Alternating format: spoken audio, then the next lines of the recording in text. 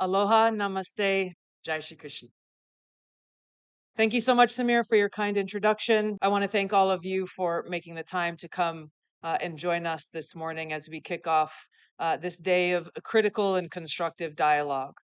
It's great for me to be back here in India.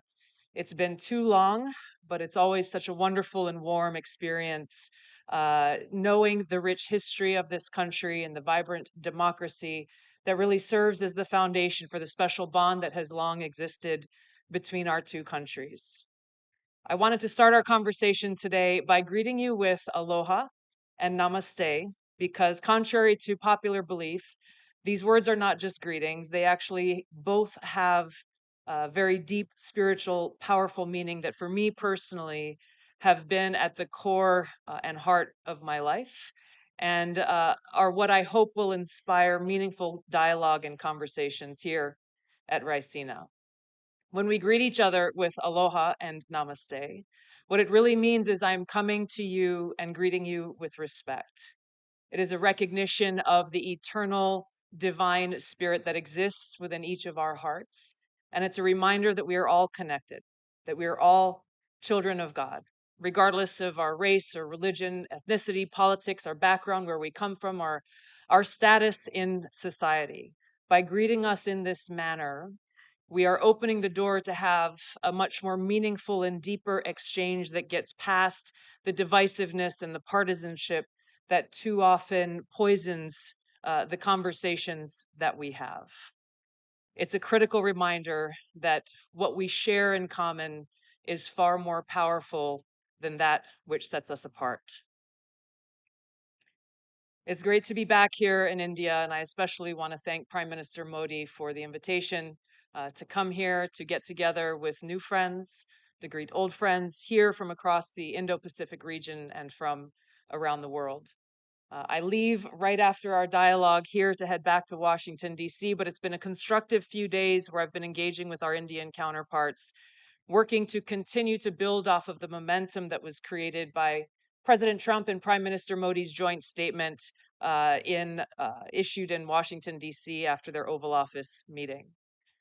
The partnership between our two countries has been strong for decades, and under the leadership of Trump and Prime Minister Modi, and rooted in our shared values of peace and freedom, security and prosperity, I'm confident that this partnership and friendship between our two nations and our leaders will continue to grow and strengthen.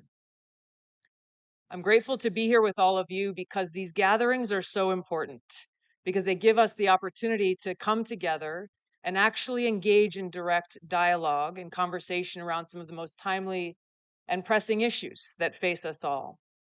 The theme of this conference couldn't be better: people, peace, and planet, highlighting these fundamental aspirations that unite us.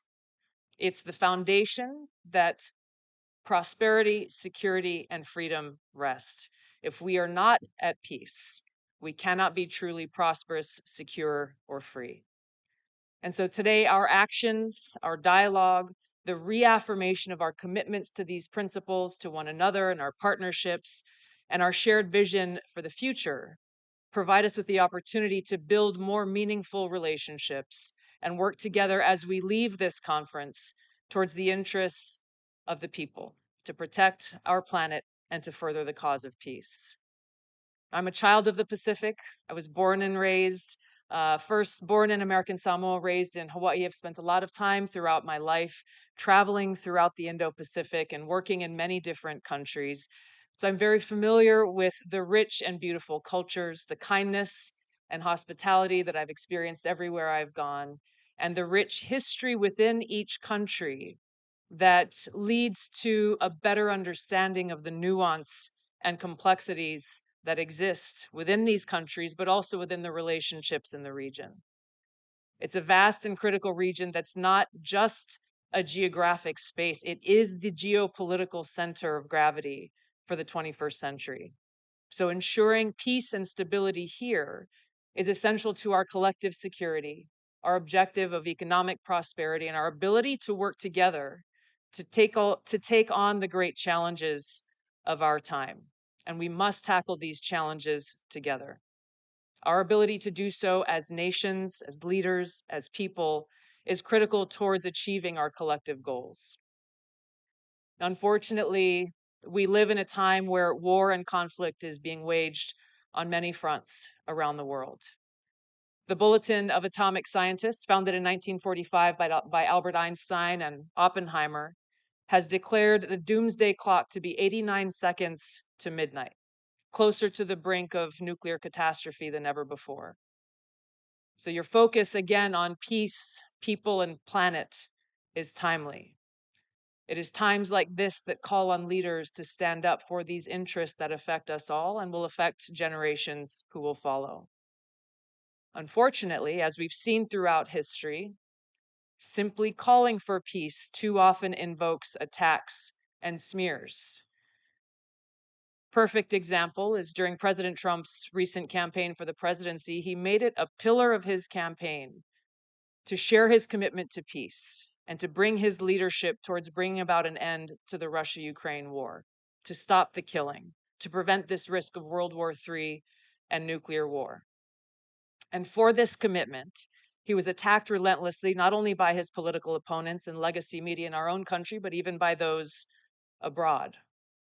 Despite these attacks and smear campaigns, the American people voted overwhelmingly for him to return to the White House and delivered a very clear message and mandate for peace, which he is carrying out as we gather here today. Now, these goals cannot be achieved by any one person or one nation alone. Our ability to make progress toward a peaceful, secure, free, and prosperous society must be done together, and it begins with us. Now, I want to share with you a few excerpts from one of the most powerful speeches that I've heard in my life that was delivered by President John F. Kennedy at American University in 1963 on this topic of peace. He said, quote, "First, we must examine our attitude toward peace itself. Too many of us think it is impossible. Too many think it is unreal. But that is a dangerous defeatist belief. It leads to the conclusion that war is inevitable, that mankind is doomed, that we are gripped by forces that we cannot control. We need not accept that view. Our problems are man-made, therefore they can be solved by man." President Kennedy goes on to say, "Man's reason and spirit have often solved the seemingly unsolvable, and we believe they can do it again."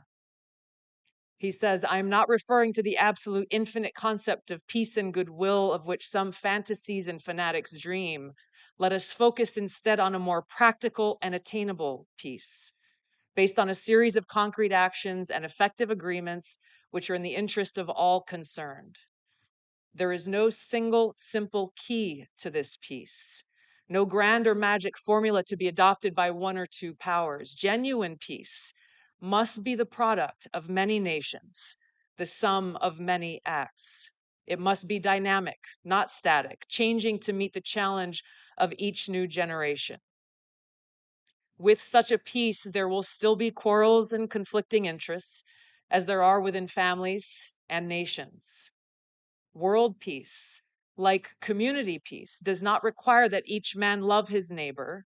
It requires only that they live together in mutual tolerance, submitting their disputes to a just and peaceful settlement." He closed by saying, "So let us persevere. Peace need not be impracticable, and war need not be inevitable. By defining our goal more clearly, by making it seem more manageable and less remote, we can help all people to see it, to draw hope from it, and to move irresistibly toward it." These powerful words were as powerful and true and relevant then in 1963 as they are today. In the United States, President Trump remains unwavering in his commitment to achieving peace through a strategy rooted in realism and pragmatism. Securing peace through strength, which he speaks of very often, requires strong leadership with a clear-eyed and realistic understanding of the global challenges that exist as well as the opportunities. It requires a commitment to fostering cultural and economic ties that reduce the likelihood of an escalation to conflict, and a dedication towards reinforcing our mutual interests.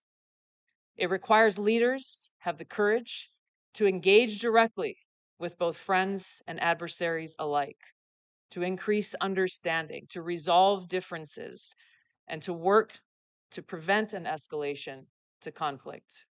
It requires leaders who are not afraid to speak an inconvenient or unpopular truth, and who ask the tough questions, who challenge the established view or quote unquote, the way things have always been done, to spark what may be hard but necessary conversations about the realities we face and the best way forward to advance our mutual cause of peace, freedom, security, and prosperity. So, just as President Trump is committed to America first, putting the safety, security, and freedom of the American people at the forefront of his policies and his decisions, Prime Minister Modi is committed to India first. Prime Minister Luxon is committed to New Zealand first. This is the expectation of any leader's commitment to their people, to serve them, to put their interests at the forefront of their decisions. But this should not be misunderstood to mean that America first is America alone. The relationships that we build together are critical to advance our mutual interests. And it's why gatherings like this here at Ricine are so important, because it brings us together here, people from over 120 countries around the world, providing us a platform where heads of state, ministers, directors, leaders in business and nonprofits, and strategic think tanks can actually come together in that spirit of aloha for robust dialogue and debate that will help us increase our understanding of one another. It is our shared values that will continue to shape the future of our partnerships and the world. And while we represent our own sovereign nations with unique perspectives and unique interests, by working together honestly, transparently, and strategically, we can ensure a more peaceful, free, secure, and prosperous future for our people and the world. Thank you so much. Aloha. Jai Shri Krishna.